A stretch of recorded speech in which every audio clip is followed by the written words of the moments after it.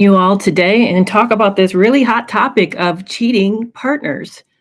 I'd be curious, first of all, know how many of you actually have been cheated on? I'm going to not ask the question how many have cheated. I just want to know how many of you have actually have experienced cheating yourself. Um, I for years I counseled people as a psychologist who had cheated, tried to help repair their relationships after this occurred. It's a very interesting group of people who would seek treatment for cheating, to actually come in and have the wherewithal, the strength to admit that this has been a problem and then to work together. I had seen some toxic combinations. I once worked with a couple where the wife had come in initially and she did bring her husband in. He had cheated on her in the basement of their house with the next door neighbor for 7 years. He was not repentant. He was mean as all get out, and I felt terribly, terribly sad for her. And I thought, what a horrible relationship she's in to have when someone reacted with like that. But I personally didn't experience until I got into the second relationship. I had been married 31 years to the first husband before he died of cancer, and he was loyal as the day was long. I mean, it just I never even doubted it. It just wasn't something that was a part of our relationship at all. Not something I ever had to worry about, but whoo, man, I'll tell you, it's when it happens to you, I felt like someone had actually performed a form of Harry Carey, ripped my heart out and ate it in front of me. That's what I felt like. I just felt like I was dying, like I had been killed when I was cheated on. So let's talk about this. Let's talk about what happens. And I also don't mind if we get into couples who do it who are not pathological, who don't have a toxic partner like a narcissist or a sociopath or psychopath. But I also want to get into why narcissistic psychopaths and sociopaths do it. And they do it for different reasons too. They don't do it for the same reason. But I think it's really fascinating for us to kind of look at this whole topic and discuss it, but also discuss the viewpoint of the victim, because we often talk about why people do this to us, but we really don't talk about what happens to the one who's been cheated on and what's that healing process look like, because that's as equally as important. I mean, part of your safety is not just not being in a relationship where it's risky, where you feel like you're going to get hurt, but part of safety also means that you heal and that you walk out of this and you recover. So I think it's super important to do that. Thank you so much for joining me today. Let me introduce myself. Be sure to like this wherever you are. That really helps this get to notice. And I didn't know how to like it. I mean, it varies what platform you're on, but on TikTok, you just tap the screen. That's how you like it. So thank you so much for doing that for me today. That really helps me push up the numbers and help people get it in here. But I'm Dr. Kerry Kerr McAvoy. I am a psychologist with over 20 years of counseling experience. These days, I don't counsel, although I do have a membership club, where I devote an hour a week to the group, plus I do trainings there. So if you find today's enjoyable, you might want to consider joining the membership so you can have more of this on a daily basis, on a regular basis, and get access to me and advice from me, as well as access to my courses and webinars and all sorts of fun things that we're doing over there. But these days, I mostly create content, increase awareness about mental health issues, toxic relationships, and how help us all become healthier people. So I'm super excited that you're here and that we're talking about the topic of cheating. So for those of you who are familiar with me, know that the best way to talk to me directly, because we have to do this through comments, except for YouTube, is to please put a thumbs up so they know that you're communicating with me and not to each other. But I'd love to hear about your experience of cheating. Have you been cheated on? And what was that like for you? And how is your healing going? And maybe you have some questions about why people cheat. There are different types of cheating. There are the one and done, where they meet somebody that really connects with in a powerful way. And I think women cheat for different reasons than men. I don't think that. I know that. Women do cheat for different reasons than men. So there are the relationships that seem to be sort of going pretty well, pretty normal. And then they kind of like start to lose track with each other. Maybe kids get involved. Maybe you're really busy about promoting your careers and really focusing on that. And then you start to lose connection with each other. You become focused on the events of life and you don't really focus on how each of the other are doing. And then you meet somebody who really brings in that missing piece. Maybe it's the piece that you feel like somebody sees you and they're listening to you. Maybe it's the piece that you feel like someone really respects you or looks up to you. But you find something that you're missing in this relationship, and next thing you know, you've developed an emotional relationship with this person that then becomes an emotional affair, and next thing you know, that you have slidden into you're actually having an affair where it's cheating. So that's kind of what happens in normal relationships, is that the relationship sort of slides off and the couple's not really paying close attention to that. They kind of get bored or lax. They don't put the energy into it. In fact, I just posted 6 important rituals that should be a part of a normal couple's life to kind of keep the heat up in your relationship, sort of keep the connection. But then there's cheating that happens for other reasons. And I don't know how everybody feels about this, but I do think sex addiction occurs. I know that there are people who will argue with me that it's not in the DSM and it doesn't really exist and it can be captured by some other understanding or dynamic. But I do think that kind of interesting when we talk about that. Does it exist? Does it not exist? But then there's also the cheating that occurs in toxic relationships. When you have a narcissistic individual or you have a psychopathic or sociopathic individual, and they cheat for a lot of different reasons. And they cheat for not for the same reasons that happen in kind of a normal relationship. So let's talk about that too. First of all, I want to say hello to some people. Heather just stepped in. If you guys are not following Heather Coleman Voss, please do. She's amazing, has awesome content. I'm so thrilled she's here. Waving at you, Heather. Also, thank you so much for you guys on YouTube for Giant Slayer. I didn't know you're from Michigan. I grew up and born and raised in Michigan. Oh, that's awesome. Wow, we had that in common. And I also see Krista's back, and I'm so thankful for my followers on YouTube. Thank you. And then also I see Keegan, he's here. Caleb is here. I so appreciate that. And I'm seeing some other familiar names on Instagram, and I'm just thrilled that you guys are popping in and hanging out with me today. So why do narcissists cheat? I think it's important for us to kind of back up and look at the narcissistic mind. Now, they're rooted in shame. They're all about protection of a very fragile ego. And so when you're about fearing that you're going to be found out as a fraud, then you do a lot of very sophisticated strategies in order to have the world not find out. So they do a paradoxical shift. They feel at the core that they're going to be found out and that everybody will find out that they're just a fake that they are. And so what they do is they overcompensate, and the overcompensation is the superiority, the entitlement, the grandiosity that you see. They come out bigger than life. It's almost done unconsciously. They don't like say to themselves, today, how can I do this more sophisticatedly so everybody thinks I'm all that? No, they just defend. It's the unconscious defense against the shame core with this grandiosity, air of superiority and privilege.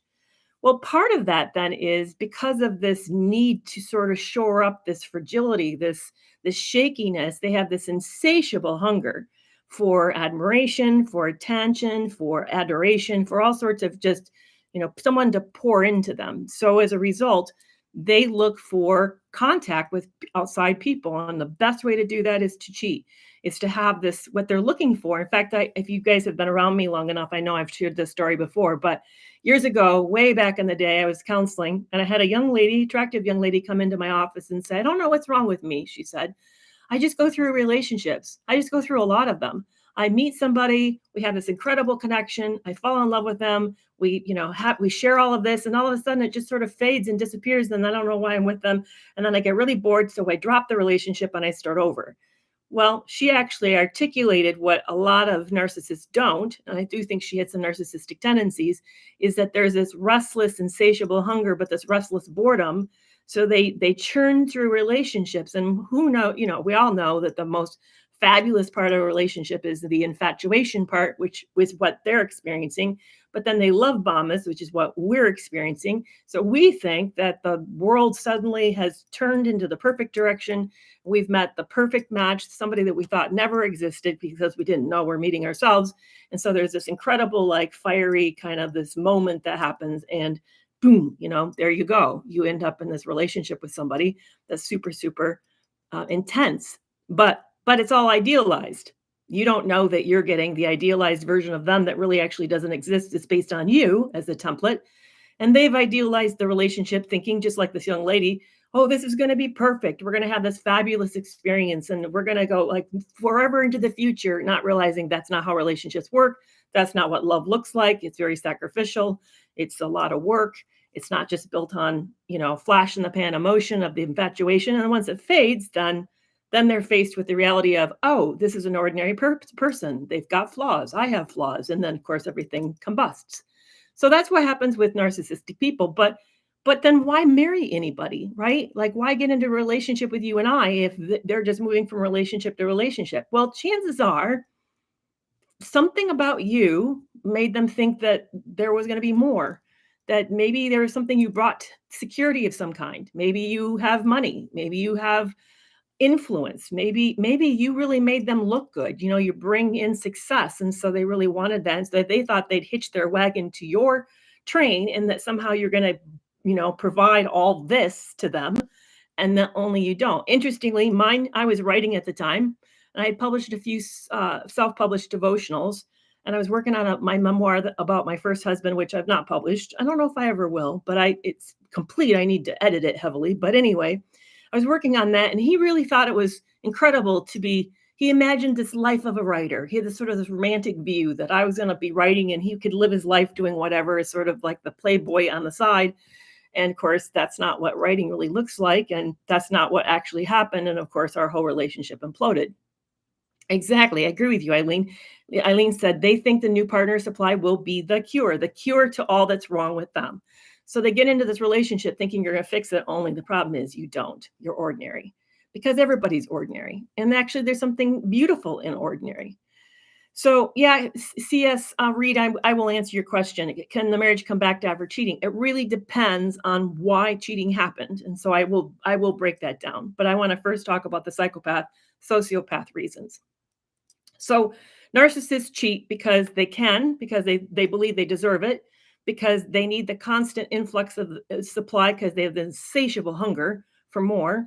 So you're not enough. There is not enough. And that's why they churn through relationships. And they also have this delusional idea of whatever nobody knows, it won't hurt anybody, which is completely silly. And they also, intimacy for them it's not really intimacy, intimacy, which is why anyone who experienced this is destroyed by betrayal like this, is when you invest yourself, you invest the private parts, the secret parts of yourself into this relationship, thinking this person has your back, thinking this is going to be something special and unique. Only you discover that when you're in a narcissistic relationship or a relationship with psychopath or sociopath, they don't invest in the same way. If this was the hokey pokey when you play as a kid, where you put your right arm in, your left or right arm, you do this thing, they never put their whole selves in. You may experience a little bit of them, their right arm, maybe their left leg, a little bit of, a little bit of this, a little bit of that of them, but they never completely you probably felt that. They never really put their whole self in. They never risk with you fully. You never really get to see their real self. That's always held off into the back.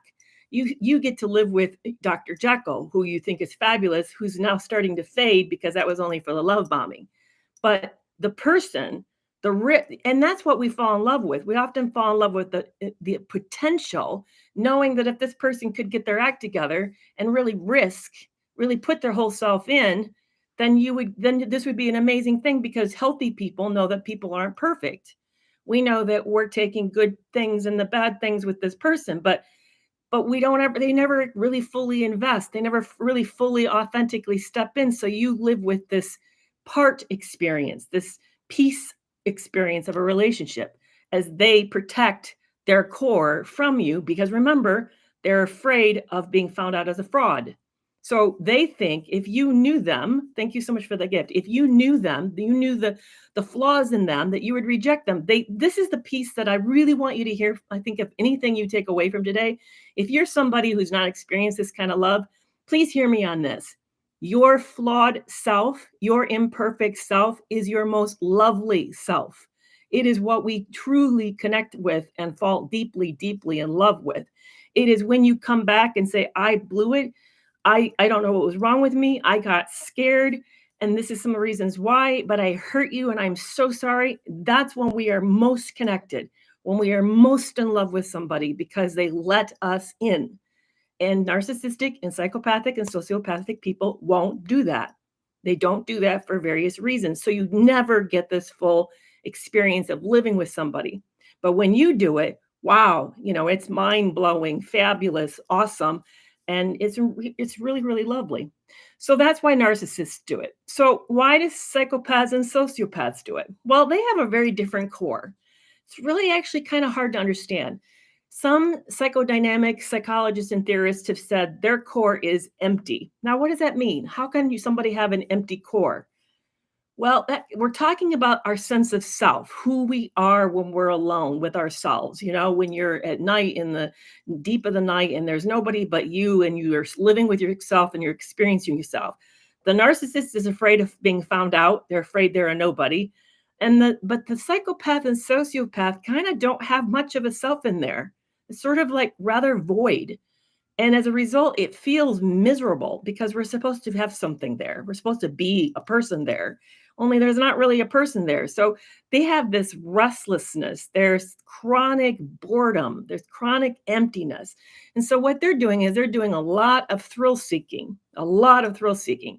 And here's the other interesting thing. They did this study on them when they looked at their brains, like they did a functional MRI and watched them, or a functional, I don't remember, a functional EEG or something, and watched them watch faces, and they found that they don't really react to faces. They don't really read faces well. So think about what that means. So here you are, and somebody's in your life cross and upset, and you can't read that, and you don't know they're upset with you, and you just sort of see it as a normal look, but you also can't tell when someone's really happy with you. In other words, you're kind of like bland in your ability to know what read people. Now, can they read people? Yeah. But I'm talking about faces, reading emotions on faces. No, they can read you. That's how they do so well with being predators, because they can read you really well. But they can't read faces really well, which means then your upsetness doesn't disturb them. They're not really shook up that you're upset or mad or hurt or crying or whatever. They don't even kind of pay attention to it. But their empty core leads them to feel this insatiable thirst for more thrill, for something. They want to feel alive. Well, if you think about it for a second, when do we feel the most alive? Now, I'm not asking when we feel the most comfortably alive. I'm asking when we feel the most alive. We feel the most alive when we feel fear. That like hones us. I mean, our senses sharpen up. For some of us, our mind slows and gets more calm and calculating. Your body is on hyper alert. You move into overdrive. You feel very alive when you're afraid. So if you're thrill seeking and you want to feel something more than boredom, you're going to start to move into really playing around with a lot of fear. You're going to use power. You're going to start to do a lot of intimidation. You're going to be, and here's the other thing about psychopaths. So back to that core, empty core I said. Well, they don't. So narcissists are afraid that they're a fraud and they're going to be found out unconsciously. They're afraid of that. Psychopaths and sociopaths aren't afraid of this. They know they're different from the world. They sense that from birth, that there's something odd or off, but they see it as superiority. They're better than you. They're not you. You're sheep. They're like superhuman. They're like wolves. They see them as another level of a human, actually, which is really scary. So here they are, empty, bored. They see themselves as superhuman, which then means the rules don't apply to them, and they really get off on power. So they're going to pursue things because they want to, because it pleases them to. So why would anybody ever get into a relationship if you're wired up like that? Well, partly, like, I think of Ted Bundy. Did you know Ted Bundy was married when he was facing the capital punishment in Florida? Did you know that? He actually had a wife. There's a movie on it. She had no clue who he was and what he was up to. In fact, Anne Rule wrote about him, and I think it's called The Stranger Beside Me. Anne Rule is a true crimes writer. She does a lot of like deep dive into people's personality. And she actually worked with him on a suicide hotline. She knew him back in the day before he started on his rampage, which really shocked her because she thought he was a really great guy and had no idea that he was this predator person. So if you come to this, you think, well, they create this facade, this is the way that they hide. They play at normal life. They model life.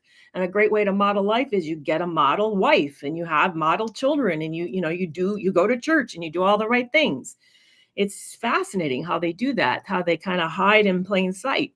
But again, you're not going to get intimacy because if you have no core, if you aren't really much of a self and you don't really know what you think and feel about who you are and what you do and why you do what you do, and you think you're superhuman and you really don't, you don't really relate to people because you're different than people, there's again not much intimacy there. Not much intimacy. And if you watch any true crime shows, there's a new one out called Nurse. It kind of follows a guy who's murdering multiple people in the hospital and ICU. Ooh, creepy as oh. And you watch that relationship where, he's smug. He still to this day has never confessed the full number of, oh, I know what it is. He's never told why he did it. He killed hundreds of people, but he won't disclose why he did it.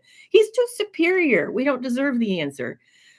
Ted Bundy wouldn't answer FBI's questions about the interior working of the mind either. He would talk about it in third person, but he wouldn't really disclose himself because of goodness. With us little peon ants, we don't deserve those kinds of answers. They just don't, they just won't entertain us for that.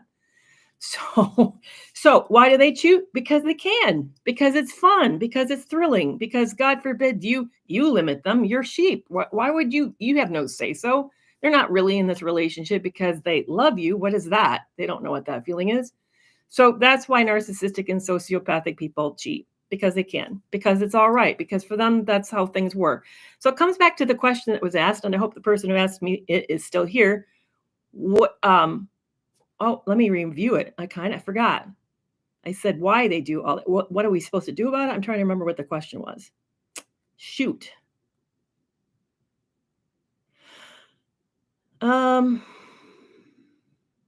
Okay, I went too far. I saw that one. Somebody said, I feel like they're cheating. Oh, can a marriage come back after it's cheating? And I said I would revisit that question. Can a marriage come back after cheating? If you have a healthy relationship beforehand, yeah, but it takes a lot of hard work. And the hardest work, you think the hardest work is going to be the healing of the heart? Yeah, that's really bad. The person who's been cheated on is going to have to do a lot of work, a lot of moving through. It's going to be a lot of stages. But the real work is going to have to be done by the one who does the cheating. So that is, a tremendous level of accountability, tremendous level of patience for the triggers now that are in the relationship, knowing that you probably have wounded the relationship and that woundedness will always be there, and it's going to always create a loss of some kind. You're never going to have this idyllic, idealistic sort of like closeness. You'll always have this little nagging wonder, this potential. It's going to create, it's damaged the relationship, but can you come back? Yes, you can, if you both really, really work at it. It's hard work. Most people who've done the cheating don't have the wherewithal to sit with the regret and the guilt they're going to experience from their partner, and that they need to experience. And how long? We're talking years. We're going to take years of this. It's going to take to fix because of the brokenness. Most people don't have the psychological strength to sit and move through that and show up for their partner like that. And so I'm not terribly optimistic, but I have seen it. I'm shocked by the number of people who stay together. And I was shocked. That I didn't leave when it happened. Now, we can talk about that too. Why don't people leave? Even though when we're in a relationship with somebody that is repetitively doing this, why do we not leave? I can tell you why I didn't leave, but I'd love to know why you didn't leave when it happened to you. It was complicated for me. I had a lot on the line, and I really loved the person, and I think there was, okay, I'll be really vulnerable. Here's one of my super vulnerable reasons why. At the time, I felt shaky enough about myself that I wished they would love me and choose me, and that would affirm my worthiness. And so if they would work on the relationship, then I would feel like it would do something for me. It would like heal something in me. Problem was I found out down the road that has to come from me. It doesn't come from this person. And even if they did it, even if they were able to do, this person could not, he never stopped cheating. But even if he could do it, it wouldn't have fixed that brokenness in me. That was work I had to do. I had to discover that was my insecurity and that I needed to do my own healing around that. So that's stuff I still work on. I still sometimes pops up in relationships where I find myself chasing a relationship and I realize, wait, is this a relationship I should be chasing? Is this a person I would choose? Are they safe for me? I have to really ask myself those questions. Yeah, Eileen says, and Farm Girl, you can say, yeah, exactly, Amber. A lot of you are saying you get it. You get it and that you've been there. I didn't think that I couldn't do better. I mean, Erica said, well, Eric said, maybe if we feel like we can't do better, so we stick with it. I think that's true for some of us that we end up feeling like, well, this is the best that it gets, and we don't really want to lose that. We don't want to start over, so we just sort of stay with it. But I really wasn't so concerned about that, although I did know, I mean, because of my age and my education and the fact that I'm not a perfect whatever for people, that I knew that my options were limited. But did I know I was lovable? Yeah, I know I'm lovable. Does everybody my age think that I'm lovable? No, but that's a whole different problem. Doesn't mean I don't know that I'm lovable. But I do think that sometimes we get scared. We get scared that we're going to be alone. Here's another thing. I think a lot of us are afraid of that what does alone mean? Can we live a single life that's fulfilling without being in a relationship? And so we move out of that relationship. The chance, can we get another relationship that's better? Well, the odds are the odds, statistically. So sometimes, yeah, absolutely. Sometimes we can meet somebody who's truly, truly amazing and we've created space with them. But I think I get tired of the positivity about saying, oh, you get rid of the relationship, create space for the new relationship. No, you get rid of the relationship so you create space for your relationship with yourself. We can't promise anybody another relationship. We can't even promise another a friendship. We shouldn't. I think that's an overreach. But we can promise ourselves that we know how to show up for ourselves and we know how to take charge of our lives and make it a best life possible. Every day, I'm thankful for my life. My life is rich and full exactly the way it is. I don't need someone to complete me. When I hear that, actually, I get that to me is a red flag. I don't need to complete anybody. Yeah, I agree. You have to love yourself. It starts with yourself. Yeah. So Giant Slayer is saying, I will date, but I won't get ever into another relationship. See, I want to challenge you on that, Giant Slayer. I want to challenge the fact that that fear, though, is a level of insecurity because you don't, you know, that true security knows that whatever life brings you, you can stand on your own 2 feet and meet it, whatever that is. So we don't really need to take kind of proactive stances, external promises to ourselves, like nobody gets to be in our life again, because that's really saying, I'm protecting my heart. I don't want anyone hurting me again. But really standing in our confidence and knowing that our enoughness and knowing our wisdom and knowing that our savvy can protect us allows us to take chances. And one of the chances is if life was to bring that into your way, that you could be able to protect yourself carefully, very carefully. Yeah, I'm reading your comments. I agree with you. I do understand. I'm so sorry and that's painful. So Giant Slayer is saying he dated people who were very religious, and then they sort of lied around. They really weren't who they said they were, and that just created a double whammy. So you got a lot of healing to do through that. I hear that and I get that. That's really hard. That's super hard. Yeah, it's Keegan, and it's so hard. Caleb, it is so hard to learn to vet people. It is so hard because it takes a long time for a person to show, and you have to sort of see them in a lot of different circumstances. And I guess that's what I'm learning. And maybe I feel a little discouraged about that. That it takes longer to know who you're in a relationship with than we would like. And a lot of us tend to get our hearts way out ahead before we know all of that. And then by the time we find it, then we've got so much invested, it's really, really painful. I think the hard part is this, and this is something that I just had this big conversation with myself this weekend. I had a relationship that I lost, and it was really hurting me that I lost the relationship. That I thought the relationship was stronger than it is, and it could tolerate more than it did.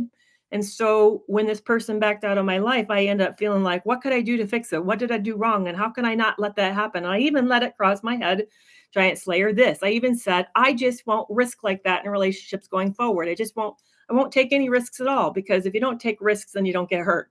That's where I went. And then I stopped and I said, wait, stand back, stand back. Now that you know this about this person, this is new information. You need to reassess. Do you want someone like this in your life? If you didn't love the person the way that you did and do, would you risk this with this person based on the new information you have? And the answer was no. No, I wouldn't. And then suddenly I felt it within me. Everything shifted. I don't choose this relationship. Whether they want it in the future or not, I'm choosing moving forward as somebody who has this issue that complicates my life in this direction isn't really a complication that I want. It isn't that I'm not going to have other relationships, but I don't want relationships that look like this. And now that I know that, I'm not interested in a relationship. And just that shift, agree, it's a paradigm shift, Caleb. Just that shift was so powerful. I don't feel all weak, bleedy, and upset anymore. It kind of gave me my feet again. So, that's super, super healing for us. I think that's the mindset that we have to have moving forward through these relationships is realizing we're never, I mean, I was married 30, I knew my first husband 33 years. And I'll tell you, the last few years of our marriage, and talk about a committed, trustworthy person. Shoosh, you couldn't get a more trustworthy, committed person. Really, seriously. But I still was learning new things about him right up to the end. I mean, there were cute little things like I made him feel foolish when we were in the Home Depot when I asked service people to explain how service equipment appliances worked. He said, "Men are supposed to know that. Please don't do that. You're embarrassing me." I had no clue that I had been humiliating him all these years whenever I said, "Hey, can you describe how this works to us?" Not that once I knew it, I stopped. I didn't do it anymore, but we were still learning things about each other. So that's just something that, so we'll never fully know anyone when we have to accept that. That's the hard part of the relationships but it doesn't mean we can't reassess the wisdom of being in the relationship and decide whether or not it's safe enough for us to be in a relationship. Amber's asking a really, yeah, so you're blaming yourself. So, Giant Slayer, I hope you find some self forgiveness for all of that. I do. Because I hear that maybe there's a little bit, not all, I'm not saying completely, but we need to continue to always work on our trust. And some of us just blindly trust. We need to have conditional trust where we're constantly reassessing, constantly reassessing. So two big questions just came in that I really want to make sure we get to. One is, how do you spot a narcissist early on? I love that question. And would I give a second chance to a cheater? Oh, good. I'm glad you forgave yourself, Giant Slayer. I appreciate you so much. Thanks for being here. Okay, Amber, how do you spot a narcissist early on? Here's some things. And by the way, it doesn't fit all. Like if you guys are watching the HBO series Succession, all the main characters on that show are narcissistic. All of them. Yeah, I would even see maybe not the board members, but the family, even Greg. Greg, I would say, say Greg's on the continuum, but he's not a full-blown narcissist, but man, he's a wimpy character. I cannot stand Greg on Succession, but Shiv, Kendall, definitely Logan Roy. Sheesh, he was a malignant narcissist. And then even I'm blocking on the youngest one's name. It's Succession. Succession is the name of the show. I loathe Greg too.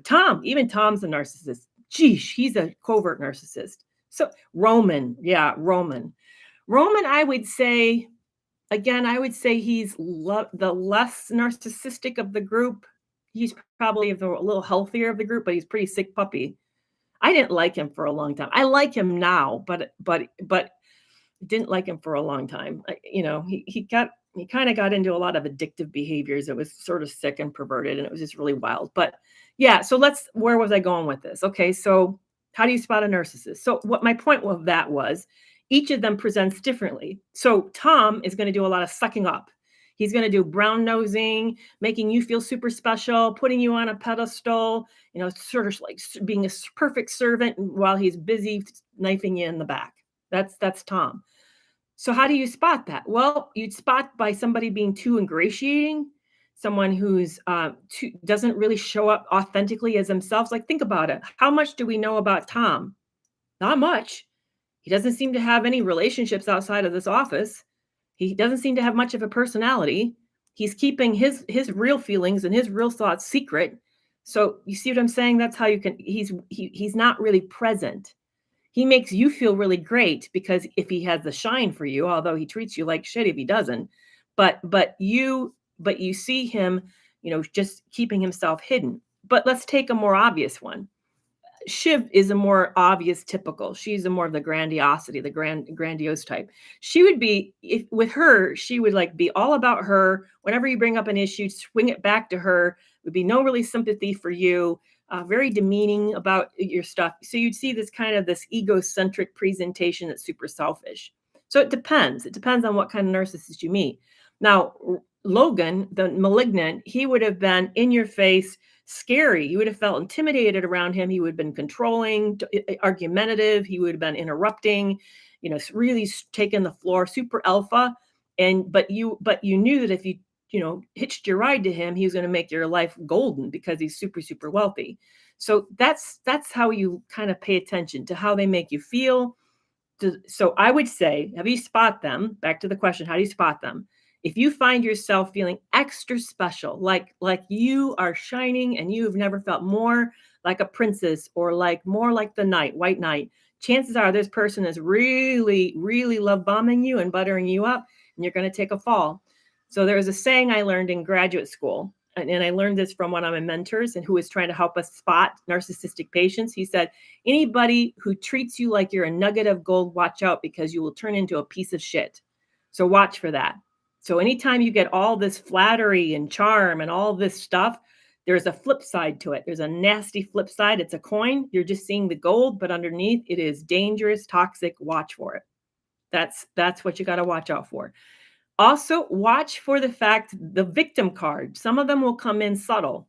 They'll just come in like, life never works out. And it's always, kind of the poor me and sad sack and just always kind of wounded. And you feel really sympathetic. And you think because they're emotional and seeking sympathy that they're empathetic and they'll show it back to you. No, no, no, no. This is still egocentricity, only the negative side of egocentricity. So please really watch for that. That's super important. So but watch also for the hiddenness. Narcissistic people, like I said earlier today, really don't show up in a relationship. You see pieces of them. You're not going to get to see a lot of their past. You're not going to get to see what their rich relate. Sometimes, this is not always true for everybody. So please don't say, well, yeah, but mine was different. I'm just saying in general, watch out for this. They're going to keep parts of themselves kind of like secretive because they really don't feel like you need to know that part. Remember, at a core, they're afraid that they're a fraud. Why would you ever let anybody know everything about you? Because then that would give you weapons to use against them. That's their philosophy. They would never fully show up because that's risky. What you're seeing is a curated version that they want you to see in order for you to be protective. Yeah, it is.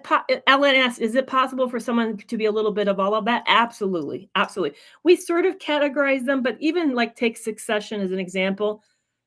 It's nearly impossible to have anybody perfectly fit any one of these subtypes. So please be super careful about that because everybody, they're going to be mix and matches. You're going to have a little bit of this and a little bit of that and a little bit of this, so really be careful about that. So that was one question, is how you learn to recognize them. Somebody asked, do we ever give a second chance to a cheater? I think it really depends on you. Depends on your ability to tolerate that. I found it hard. I guess for me, looking back, the person I was that experienced it, I didn't like how it made me feel. And every time we were intimate, I wondered about what their intimacy was like because nobody has that many templates. So what she experienced was what I was experiencing. I really felt gross and felt like nothing special. And I really want my relationship with somebody to be special. So for me, it was too big of a loss. So I'm not really for sure that I really want to have that loss of intimacy, that loss of trust. I've come to kind of feel myself worthy. Now, I'm not saying because you decide to stay, that means you're not thinking you're worthy, but I think you have to think through those things. I think all of that's really super, super important to kind of figure out for yourself. I don't think there's a one fit all. Giant Slayer and I both say, no, I think we'll pass on that. But maybe, you have more invested. Maybe you've got kids. Maybe you're at a different stage of life. It kind of really depends on a lot of things. I don't think, like I said, I don't really think there is a one fit all. It also depends on the person. If this person was like truly, truly remorseful, like really broken and, forever changed, then they're not going to, that might be very, very different. That might be very different. Where they like owned it and understood it and they know what the risks are and they're dealing with the risks and we're dealing with what happened in the relationship, all of that would be different. But most people, I hate to say, because here's the thing, let me get super honest with you. And I can see the appeal of cheating. Honestly, I can. I can. I was married a long time in my first marriage. You can't say that I never faced that temptation. I did, absolutely. But here's what I now conclude. Cheating is suggests that you have an immature way of handling emotional difficulties. Grown-ups, growing up means you let go of things that are hurtful to other people.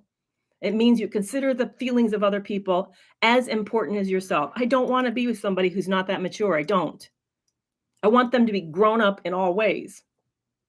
So that for me is kind of a no. I mean, just like I said, sussing somebody, whether or not wanting somebody in my life, when I get new information, I want to reassess. Now that I know this about this person, is this really a person I want to take these kinds of risks with? You know, I used to have this philosophy. I grew up in a Christian home as well, evangelical Christian home, and I still am. I'm still a Christian and still a believer. But I used to have this philosophy that because I made this promise, this commitment, that it's to death. And that means I stick up and put up with everything. Well, no, I don't really believe that anymore. I believe that they need to be bringing as much to the relationship. I'm not sacrificing myself for the sake of the relationship because I made a commitment. It needs to be equal sacrifice. And if we're not equally sacrificing, I'm not interested in being in the relationship. So the new me is now, I'm not interested. But I do think that's something that will vary. And I don't think my answer necessarily is the answer or the right answer for you. Absolutely not. I think it's something we have to all struggle with. And I also know this is another thing. For those of you who say that you know what you're going to do, but it has not have it happen to you, you don't know what you're going to do. You don't know. You think you know, but you actually not been there. And I'll tell you, I thought I knew and I was wrong. That's not how I handled it. I handled it completely different. So please don't judge other people when it hasn't happened to you because you don't know. You know when you know when you know. And I can tell you it's devastating. Utterly, utterly devastating. I have I have been injured in a lot of deep ways, very deep ways. This is definitely a very huge wound, a very huge wound. Can narcissists miss a good person, or what are you saying, Michelle? Yeah, Laura and I agree with you. Cheating's a choice. They chose to do wrong, and they chose to disrespect you, and they chose to violate the relationship. I agree. And that to me says something about the person, that when they face a bad choice, they're willing to opt out in order to serve themselves. That to me makes me question the that makes me, question whether I want to be in the relationship. Sarah says, I don't understand why my flaws were cute before, but now disdainful. Now I'm the same person. Sarah, are you in a relationship with a narcissistic person or somebody where is this coming from? I guess that's my real question. Who used to think your flaws are cute and who now finds your flaws disdainful? I love that word, by the way. I haven't heard that in a while. Disdainful. That's a good word.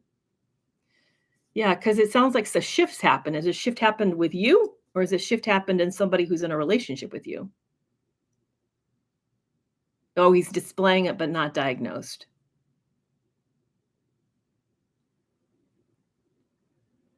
Giant Slayer, I didn't say I got married because I wanted to cheat. I didn't even say I cheated. I never cheated. I'm just saying I understand the temptation. So that's all I was saying. Maybe I don't understand your question. Yeah, you're saying why would somebody get into a marriage if they thought cheating is possible or if they would consider it? That question was for me. So ask it again because I don't understand what you're asking. I'm just saying that people, and cheating is something we have to reject. It's not something sexual attraction happens, but we have to reject it when it occurs. We have to actively practice against that. That's what I'm saying. It's a choice. That's what I'm saying. So Sarah, your question, that was for you, Kerry. So that question was for you. Question for me was, I'm still not following. I'm not following the question.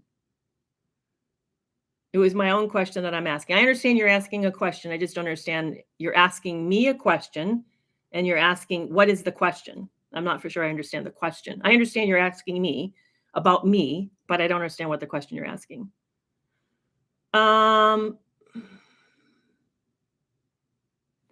So what do you do when you see a narcissist actively manipulating your daughter's counselor? Sheesh. Yeah, and they do that. That's for sure.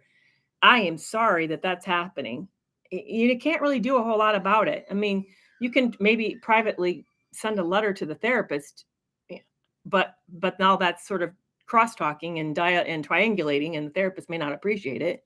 You could go into therapy and with the three of you and confront it.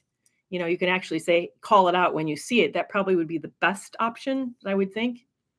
But yeah. So I don't understand why I've presented myself with consistency and not because what you're describing, Sarah, let me jump back to what Sarah's problem is. Oh, yeah, okay. You're asking, I'm sorry, Giant Slayer. I now understand. The question was for you. Yeah. Yeah, that's a great question. So, Sarah, let me kind of talk you through probably what's happening. You probably are talking about a relationship where you were love bombed. You thought you met somebody fabulous. They presented that way. You didn't really realize they were mimic mirroring you, and that what you met was really a version of yourself.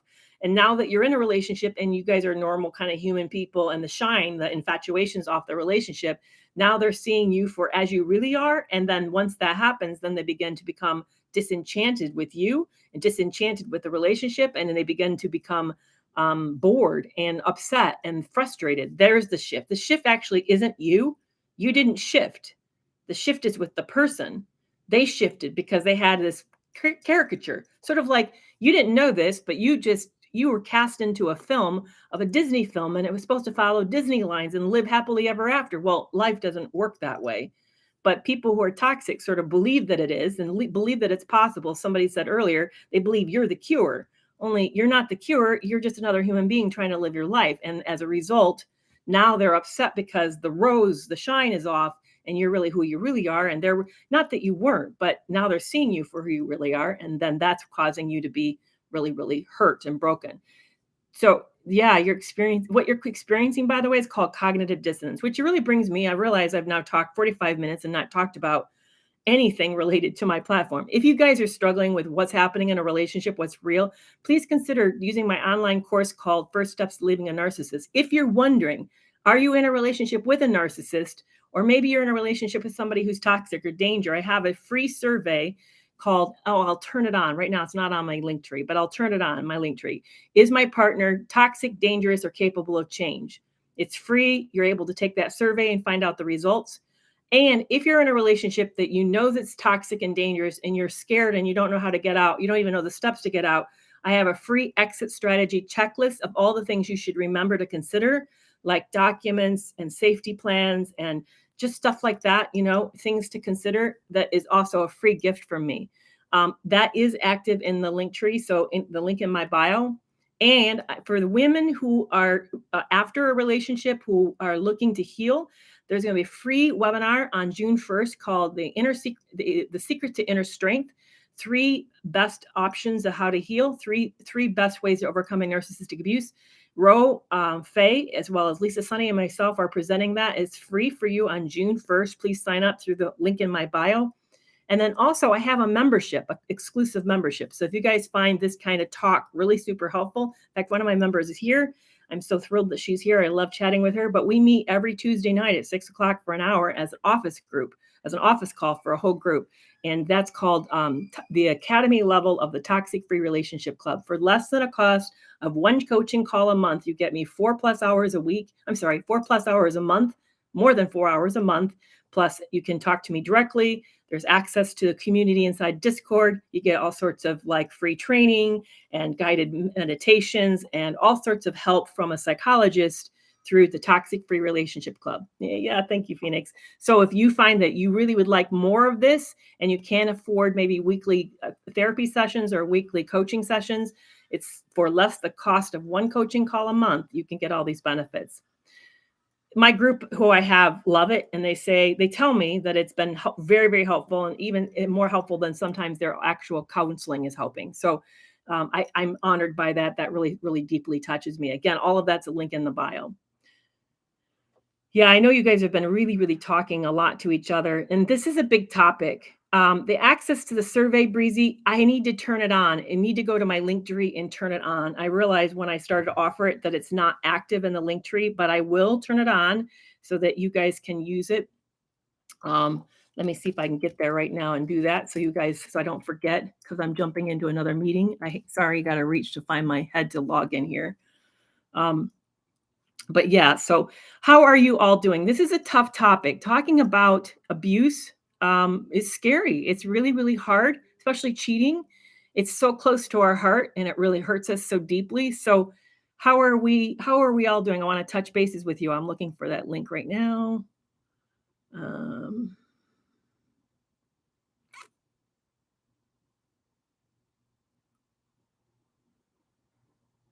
where is it? Good grief. Oh, it didn't go down far enough. Okay, it is active. That is active. I'm going to move it if I can to the top. Right now it's under the free surveys, but I'm going to move it up to the top.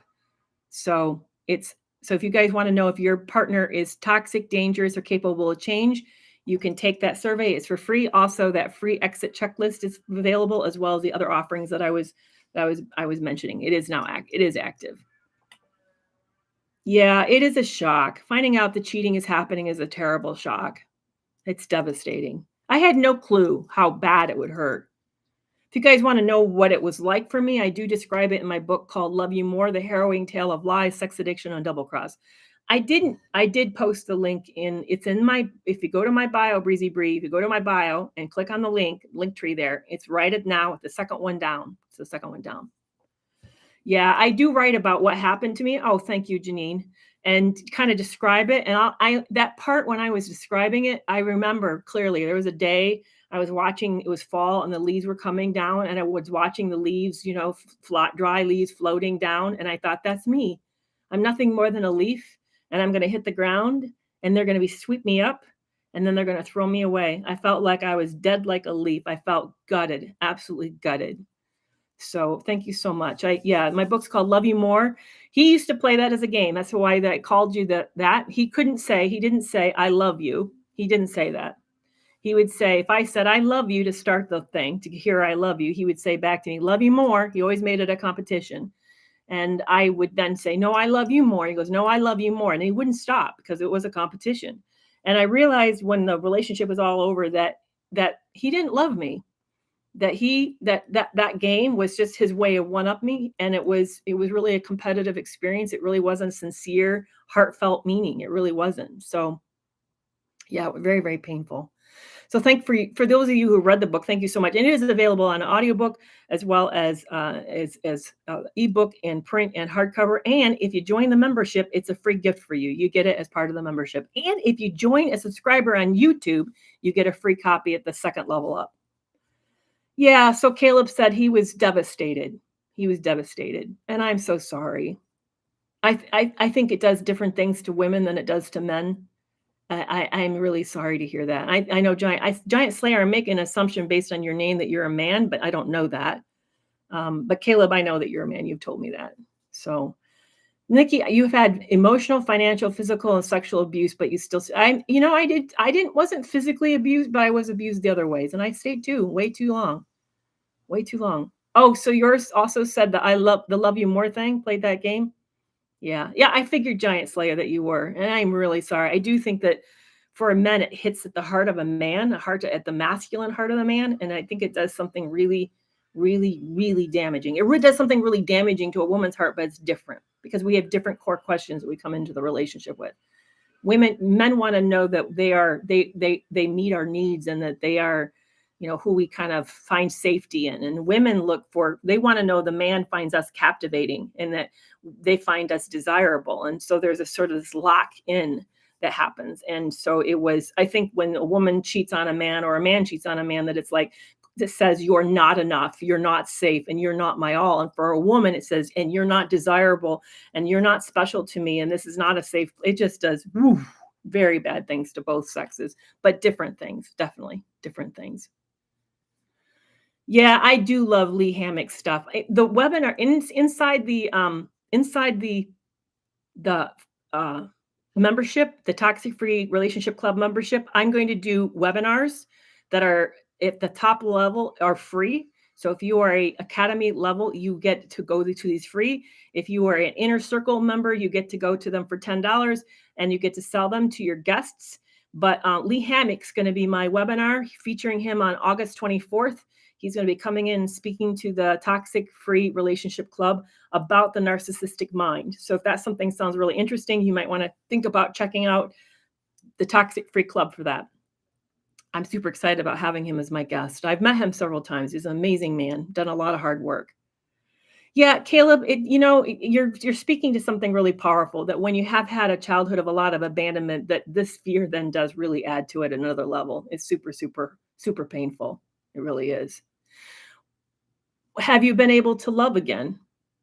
Yeah, absolutely. I don't think I'm not going to be able to love again. Absolutely. I don't think that's been taken from me. No. I think the more bigger question is, can I trust again? Yeah, I can trust. I can trust, but I will have triggers. So that's the bigger thing, is I can have triggers. So somebody will have to be patient for that. So Dialecta says it's horrifying to watch how they can be so charming in public and insensitive and cold at home. Absolutely. It's because it's all about the mask, maintaining the mask for sure. Yeah, Scapalong mail. I understand. I did the same thing. I kept a lot of documents and proof for my own self, so I would verify that it was real. So I didn't feel so crazy, because I felt so much gaslighting was happening that I started to doubt the reality. So I did that too. It helped me. It helped me to kind of like validate that this was very, very damaging. So this has been amazing. One thing I want to ask from you all. I do have a YouTube channel, and I'm going to start to read letters. So if you want to write like a Dear Ann Landers letter, like for those of you who remember, it's like or Dear Abby letter, where you write about a problem and you're looking for a solution. I would love to take those letters. Please make it less than 800 words long. You can send it to hello@Kerry McAvoy, Ph.D. I'm going to be answering those on YouTube, not live. I will be taping it, but answering those. And you can do it anonymously. You can just send. I promise I will not use your name. I will, and you can hide the identifying details. But I would love to take your questions, like a Dear Ann Landers or a Dear Abby, like what level. So I'm super, super excited about that. That I'm going to be adding that to my YouTube channel. This has been wonderful, guys. Thank you so much for hanging out with me. Yeah. Yeah. So ask Dr. Kerry. That's the Ask Dr. Kerry. So dear Dr. Kerry, if you want to start it that way, I would love those letters if you send them to me. I have my first one. I need to tape it. And it was about cheating, interestingly enough. I think that was the topic this person brought up. So thank you so much for hanging out with me today. I will be back on Tuesday at 4:00 p.m. And Amber, I'm thrilled that you're here too, that you stumbled across and found me. You guys, you all know that I love you dearly. I love hanging out with you. This is a highlight of my week, hanging out with you guys on this hour. So thank you for being here. I get to know you. I start to recognize your names. You start to become people to me. That's awesome. I hope at some point we get to really connect. I'm surprised. I'm thankful for that. So, hey, have a good day. Oh no, Giant Slayer, you didn't talk too much. I loved it. It was awesome. And I'm glad you hung out with me. It really meant a lot to me. So you guys rock. I'll be back here on Tuesday. Until then, bye-bye.